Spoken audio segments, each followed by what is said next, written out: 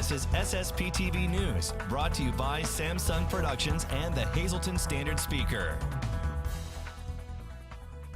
In the CrossFit world, they call this a hero workout, and on Saturday they were doing it for our local police. Find out more next. Happy New Week. If I look like I got hit by a bus, it's because Penn State lost this weekend and I've been crying myself to sleep. I'm Ken Kara, and this newscast is available in stunning HD on Service Electric Cablevision, and watch us anytime with the new Samsung Productions app. It's channel 513 on Service Electric Cablevision for HD. Now our headlines from SSPTV and the Hazleton Standard Speaker. A weekend saturation patrol led to 2 arrests and the discovery of heroin, cash, and firearms. It happened around 11 p.m. Saturday as members of the Hazleton Police Department were conducting a saturation patrol in the area of 2nd and Alter Street, where police were alerted of an earlier call of shots fired. Police saw 2 men walking across the street attempting to enter a blue Chevy Trailblazer. Upon seeing the officers, 22-year-old Rakeem Singleton Jr. of Hazleton entered the vehicle. The other man, 29-year-old William Tyreek Johnson, also of Hazleton, began to flee down 2nd Street. Singleton then attempted to flee in the vehicle down 2nd Street. He was stopped by Hazleton officers. Police Chief Jerry Speziale says that Singleton was found in possession of a large quantity of heroin and $721 in cash. He was taken into custody without incident and the vehicle was impounded. According to the chief, Johnson discarded a 9mm handgun loaded with 7 rounds. He was taken into custody without incident. The chief says that police will continue to saturate the hotspot areas with strict enforcement. And many people came out this weekend to take part in a free fitness event for a great cause. The event was called CrossFit for Cops. It was held at CrossFit Drums on Saturday. I talked with CrossFit trainer Phil Benio Jr. and Hazleton Police Chief Jerry Speziale. In our area, some of the police forces are having difficulty also with funding certain things like vests and things for their canine units. So we thought it would be nice to do an event called CrossFit for Cops. It's going to be a feel-good event. Bring some police down, invite police force from all of Luzerne County to come down. Invite anybody who wants to come to work out, come down. And we're going to honor, them doing Dallas 5 workout. We're going to raise some money. We're going to use that money to actually help pay for some of the equipment costs that they're running into problems with. This is tremendous. This is about building trust and legitimacy with the community, and the community taking part in supporting the law enforcement. It's absolutely phenomenal for us. And what you have to realize is this is one of the 6 pillars of the President's Task Force on 21st Century Policing, which is officer safety and wellness. Donations and money raised from sponsorships for the event will help local police departments purchase body armor for officers and canines. And if you would like to make a donation, you can call 570-657-8130. And we'll have much more on this event on the next Out of Left Field, coming your way November 13th, right here on SSPTV. And Hazleton police are investigating a Sunday afternoon accident. It happened around 1:30 p.m. in the area of Church and Chestnut Streets. Police report that 53-year-old Beth Ann D'Angelo suffered from a medical emergency that caused her to lose control of her 2012 Mercedes sedan and travel at a high rate of speed. The vehicle collided with the side of a church on Church Street and a street sign. It then sideswiped a car driven by 24-year-old Alyssa Milnes and continued south before coming to rest after striking a steel pole for a railroad crossing signal. D'Angelo suffered multiple injuries and was transported to a trauma center for treatment. Milnes refused medical treatment. And next Tuesday, Pennsylvania voters will have the chance to decide whether to amend the state constitution. Under the referendum question, voters can amend the constitution to allow counties, municipalities, and school districts to exclude up to 100% of the median assessed value of homestead property from taxation. Currently, local governments can exclude up to 50%. Under the current homestead exclusion, if the average home value in your school district is $100,000, up to $50,000 can be excluded from your tax bill if the district elected the full 50% exclusion rate. If voters approve, the General Assembly would still have to pass a law to implement the change. And once again, SSPTV News will bring you the area's most comprehensive election night coverage next Tuesday night on one of the area's most experienced election teams for election results on races that are important to you. SSPTV's election night coverage begins next Tuesday, November 7th at 8 p.m. Remember, you can watch us live on Service Electric Channel 13 and in high definition on Channel 513 or from anywhere at ssptv.com. Hazleton Area High School will once again host a special event to honor those who have served our country. Lisa Sugart has the details on this special ceremony and breakfast. It's a wonderful program now in its third year at Hazleton Area High School. It honors all who serve. It is their third annual Veterans Day ceremony and reception. Here to tell us all about it today is Enrica Bellucci. She is a social studies teacher at Hazleton Area High School. This is a wonderful thing that you do, the school does, and the students do. Absolutely. I mean, it's a small thing that we could do to say thank you to the veterans who are serving or who have served. You know, the kids really get into it, the staff loves to do it, and I think the veterans really, really appreciate it. So you're honoring the veterans, but it's like a live history lesson for the children. Absolutely. We have veterans from, you know, World War II, Vietnam, Korea, you know, to the present day. So the kids get to actually talk to them and, you know, ask them questions. So it's actually a living history lesson for the students.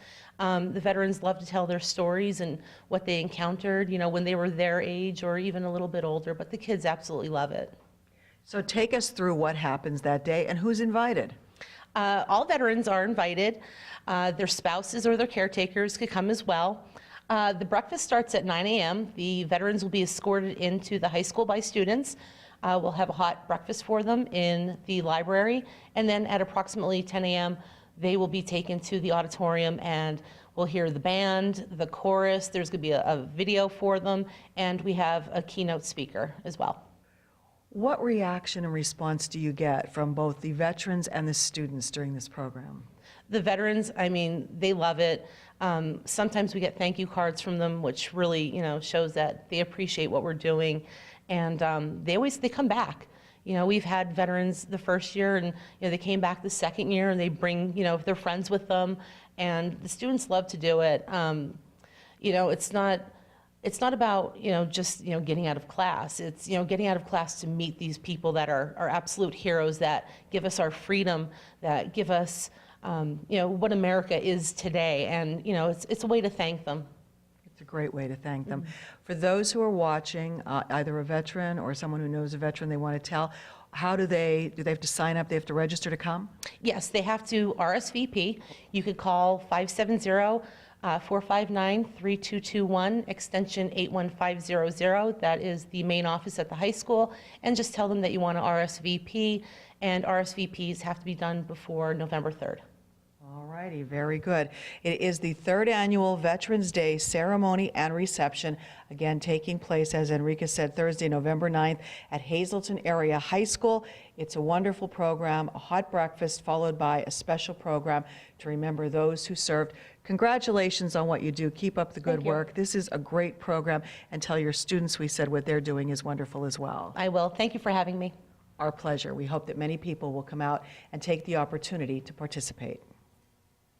Thanks a lot, Lisa. Tomorrow is Halloween, and a reminder to motorists and everyone that costumed kids will be going door to door in many communities. Here's a list of local municipalities who will be hosting the trick-or-treaters on Halloween night.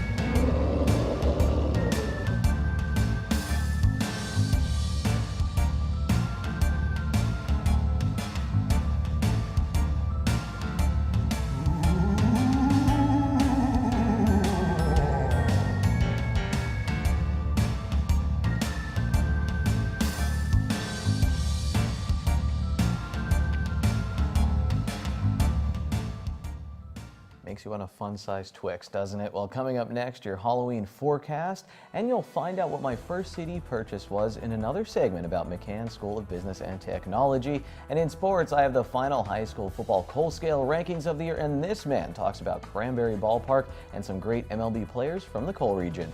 This is SSPTV News, your place for 24 hours of your hometown news and information.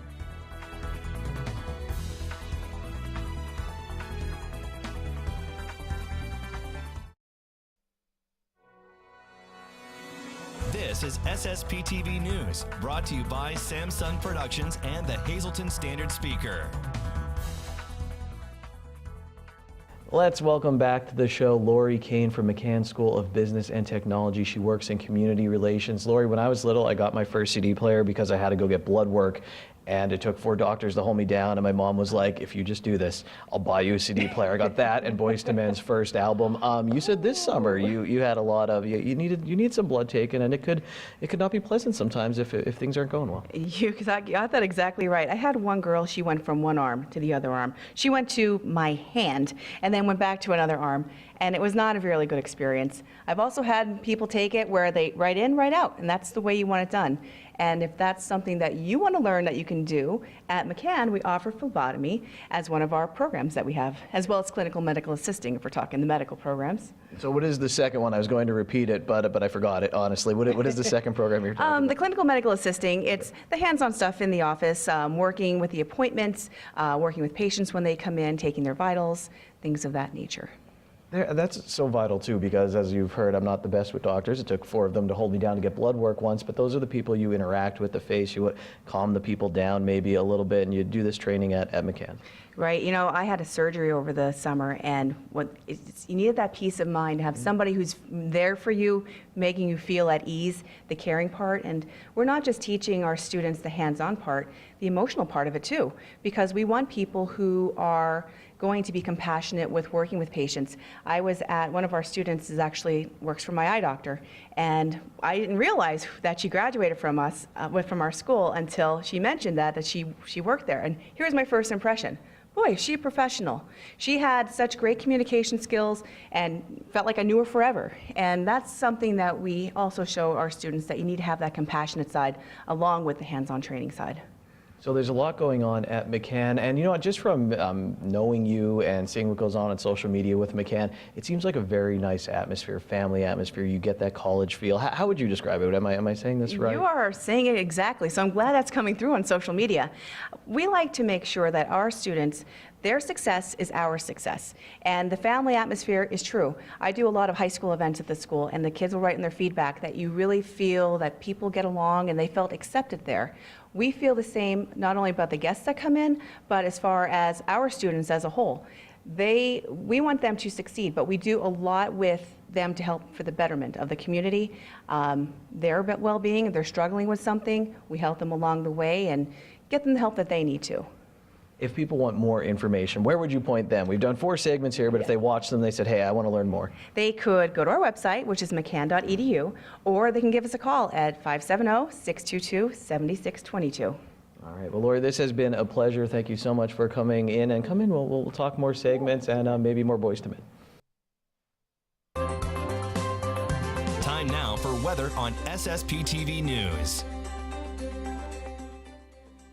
Sun comes out in Hazleton this afternoon. Let's check out the work week and we'll see what's happening tonight. Here's our local forecast from the National Weather Service. Tonight will be partly cloudy and we'll have a low in the upper 30s. It will be windy just like last night with wind gusts as high as 21 miles per hour. And then on Tuesday, the sun comes out. We'll have a high of only 47 degrees. Tuesday night, partly cloudy. Our low is right at freezing. Wednesday, we have a slight chance of showers after 2 p.m., a 20% chance, mostly cloudy with a high near 48. Wednesday night, showers likely after 2 a.m., mostly cloudy. We'll have a low of 39. Thursday, showers likely before 8 a.m., mostly cloudy, high of 59. Thursday night, 30% chance of showers, mostly cloudy, low of 48. Friday, 40% chance of showers, partly sunny, high of 60. And then Friday night, mostly cloudy, low of 39 degrees. Now the green screen on SSPTV News. Your midday winning lottery numbers: 2 7s for pick 2, another 7 in pick 3, 04, pick 4, 20, 26, pick 5, 36, 5, 8, 7, and the wild number for Monday is 0. Ronnie Marchetti has a great edition of trivia treats when we come back, plus the high school football Kohl scale.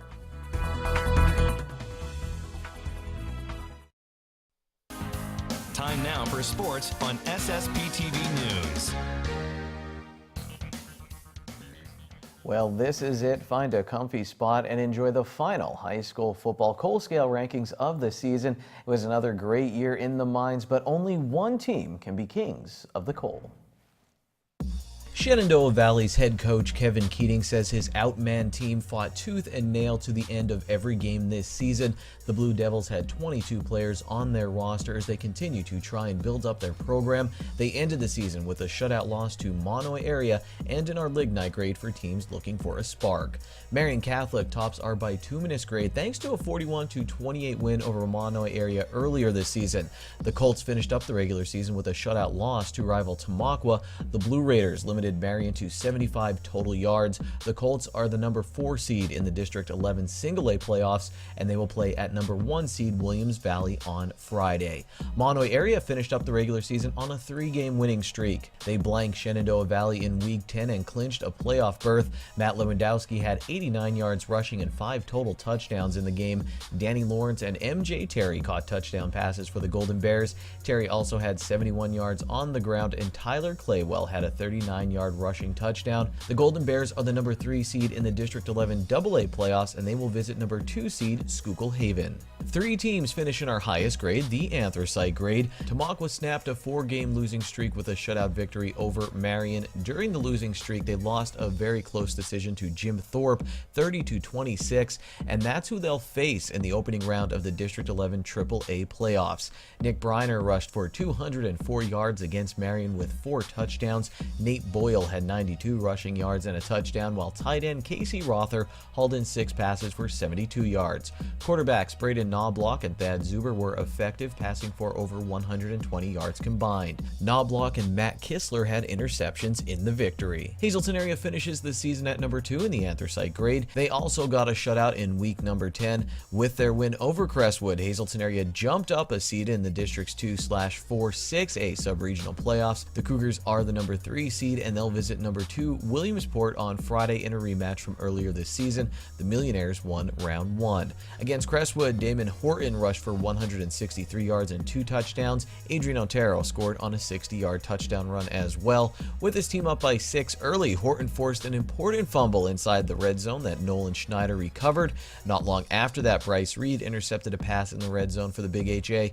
Reed also had a fumble recovery, and Schneider had an interception, and yes, that's 4 turnovers caused by the Cougar D. Sparky Wolk passed for 122 yards and a touchdown for the Big HA. And now our 2017 Kings of the Coal, the North Schuylkill Spartans. They shut out Pottsville to finish up the regular season at 8-2, heading into the District 11 AAA playoffs with a number 4 seed. They'll host Notre Dame Green Pond on Saturday. Justin D'Angelo rushed for 123 yards and 3 touchdowns in the regular season finale. Quarterback Doug Wiest was 8 of 9 for 140 yards, and Scott Grigas finished with 123 receiving yards in the game. Zach Chowanski and Tyler Elsden both returned fumbles for touchdowns in North Schuylkill's victory. And that's our final week in the mines for 2017. Ron Marchetti is warmed up and ready to come out of the pen, but before he does, MMI, the girls volleyball team, they beat Susquehanna 3-0 in the District 2 Single-A playoffs, so they will play for the District 2 title on Wednesday against Blue Ridge. And now, Ron Marchetti. I wonder what his music would be out of the bullpen.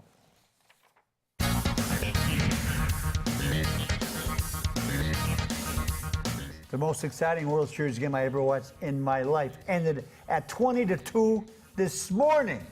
Hi, everybody, on this next to last day of the month, and happy birthday to my grandson, Kyle Mahalik. I'm not a fan of Halloween, but I get through it each year. Mother of God. But let's talk about another Halloween Eve that happened exactly 69 years ago today in October 30th, 1948. An exhibition baseball game was played at Cranberry Ballpark in Cranberry. It certainly was not a regular run-of-the-mill ball game. It drew over 1,500 local fans, mainly because Danny Litweiler brought his barnstorming Major League All-Stars to town to play the bolstered Jetto Stars. Now, most of those players who played in that game are deceased. If not, they would be in their 90s. And most, if not all of our viewers, were not born yet. So they have no idea who Danny Litweiler was. He was a native of Ringtown, who at that time was patrolling the outfield for the Cincinnati Reds. This was Litweiler's All-Stars' last game of their off-season tour. Some of the big league stars that appeared that day, besides Litweiler, Danny Murtaugh, Billy Cox, Ron Northey of Monway City, Vern Bickford, Carl Ferrillo, Del Ennis, and others that weren't as notable. The Jetto Stars were bolstered with a few blue chippers, like Norm Larker of the Hazelton Dodgers, and how about Porky Hudock? Pitcher Charlie Sipple started for the local and gave up a homer to Litwauer in the 5th inning. Northey and Ferrillo also homered off Kelly Condrick. Lefty Smith also pitched the 9th for Jetto and was blasted for 4 runs. Some grandfathers and great-grandfathers and great old-timers might remember some of those names from the Jetto Stars that were a part of that exhibition. Stefanovich, Hludzik, Rinker, Antonozzi, Coons, Moscovich, Gatsky, Bruger, Marchetti, not me, Rosinski, Becker, Reese, Malchinsky. The Major League Stars completed their barnstorming tour with a 12-4 win to close their swing through many eastern Pennsylvania towns without suffering 1 loss in 23 games. Many of the fans who arrived early enjoyed seeing the Major League players go through their batting drills. But Del Ennis of the Phillies stole the show by walloping a monster drive well over the distant center field wall while hitting from 20 feet behind home plate. Mother of God. Many fans behind the foul lines mingled with the players, getting handshakes and autographs after each inning, making it a problem to keep the game moving along. It was a very enjoyable day for the fans and players. This painting is the best shot of Cranberry Ballpark in existence, unless someone out there proves me wrong. But I don't think so. Thanks to John Bobby for sending me a page from the past that inspired me to do this segment. Till Friday, be a good sport and stay loose. Good evening, everyone. Here's today's Talk of the Town. We'll kick off today's social report with the annual Election Day Pasta and Meatball Dinner at St. John Bosco Church on Tuesday, November 7th from 4 to 7 p.m. Takeouts will be made available at 3:30 p.m. Tickets are $10 per person and $5 for children under the age of 10. And happy birthday to Tommy Joe Pugliese, who is celebrating his birthday today. Love, Nina and Vera. And that's today's Talk of the Town. SSPTV News would like to send our sincere condolences to the family and friends of these recently departed. Louis W. Calavini of West Hazelton. Mass is Tuesday at 11:45 a.m. at Transfiguration Church at Holy Name of Jesus Parish in West Hazelton.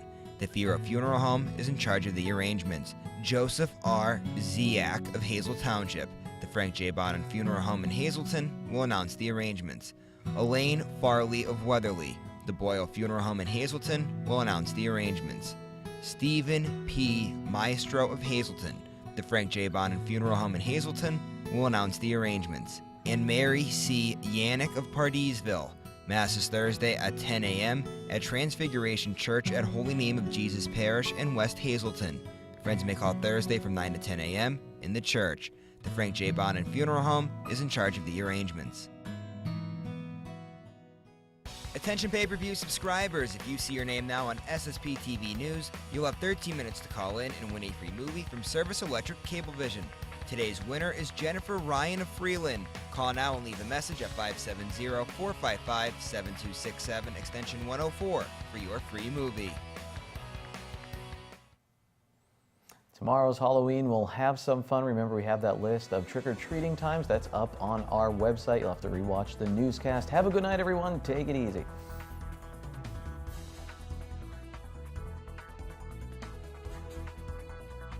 And follow us on Facebook and Twitter.